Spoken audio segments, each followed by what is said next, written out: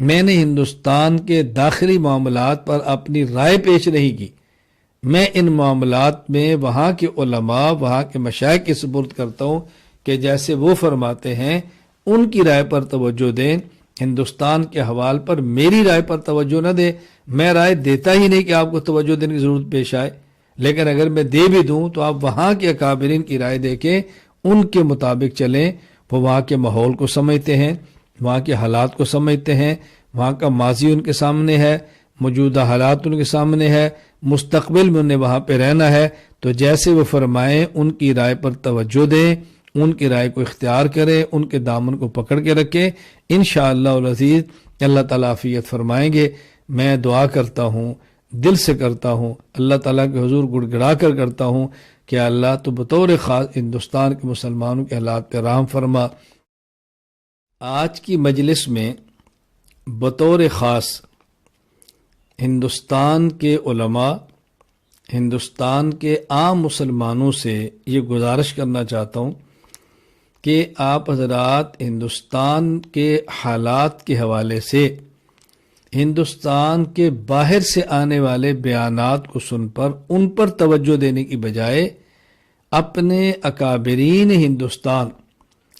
بطور خاص دارالعلوم دیوبند کے آپ ان کی بات توجہ سے سنیں۔ بطور خاص جو ہمارے اکابرین ہندوستان کے ہیں، ہمارے مشائخ اہل حق ہندوستان کے ہیں، ان سے پوچھیں موجودہ حالات میں ہمیں کیا کرنا چاہیے، ہمیں کس رائے پہ عمل کرنا چاہیے، ہمیں کون سی پالیسی اختیار کرنی چاہیے۔ میں یہ دیکھ رہا ہوں اور محسوس کر رہا ہوں کہ میڈیا پر آنے والے بہت سارے حضرات وہاں کے مقامی حالات سے اچھی طرح واقف نہیں ہوتے،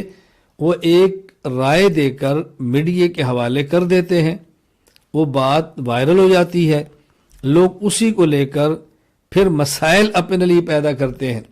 تو میں ہندوستان کے مسلمانوں سے بطور خاص یہ گزارش کرنا چاہتا ہوں کہ آپ ہندوستان کے حالات میں ہندوستان کے اکابر اور مشائخ کی بات پر توجہ دیں، جیسے وہ فرماتے ہیں اس پر عمل کریں، باہر سے آنے والی آراء پر نہ توجہ دیں، نہ ان آراء کو قبول فرمائیں۔ میں تسلسل کے ساتھ عرصہ دراز سے عقائد پر بطور خاص اور اعمال، اخلاق، نظریات پر کام کر رہا ہوں،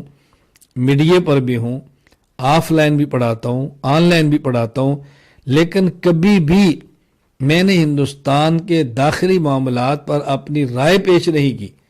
میں ان معاملات میں وہاں کے علماء، وہاں کے مشائخ کے سپرد کرتا ہوں کہ جیسے وہ فرماتے ہیں ان کی رائے پر توجہ دیں، ہندوستان کے حوال پر میری رائے پر توجہ نہ دیں۔ میں رائے دیتا ہی نہیں کہ آپ کو توجہ دینے کی ضرورت پیش آئے، لیکن اگر میں دے بھی دوں تو آپ وہاں کے اکابرین کی رائے دیکھیں، ان کے مطابق چلیں۔ وہ وہاں کے ماحول کو سمجھتے ہیں، وہاں کے حالات کو سمجھتے ہیں، وہاں کا ماضی ان کے سامنے ہے، موجودہ حالات ان کے سامنے ہے، مستقبل میں انہیں وہاں پہ رہنا ہے، تو جیسے وہ فرمائیں ان کی رائے پر توجہ دیں، ان کی رائے کو اختیار کریں، ان کے دامن کو پکڑ کے رکھیں۔ انشاءاللہ العزیز اللہ تعالیٰ عافیت فرمائیں گے۔ میں دعا کرتا ہوں، دل سے کرتا ہوں، اللہ تعالیٰ کے حضور گڑ گڑا کر کرتا ہوں کہ اللہ تو بطور خاص ہندوستان کے مسلمانوں کے حالات پہ رحم فرما، ان کی صلاح فرما، ان کے مستقبل کو بھی اچھے سے اچھا بنا دے۔ اے اللہ تعالیٰ جو دینی تقاضے ہیں ان پر انہیں بھی اور مجھے ہم سب کو عمل کرنے کی توفیق عطا فرما۔ وآخر دعوانا ان الحمدللہ۔ وفادار ہے علماء دیوبند، اسلام کے غمخوار ہے علماء دیوبند، آقا کے وفادار ہے علماء دیوبند، اسلام کے غمخوار ہے علماء دیوبند۔ اللہ کے محبوب کے اور دین مبی کے، اللہ کے محبوب کے اور دین مبی کے حقدار و علمدار ہے علماء دیوبند، اسلام کے غمخوار ہے علماء دیوبند، آقا کے وفادار ہے علماء دیوبند، اسلام کے غمخوار ہے علماء دیوبند،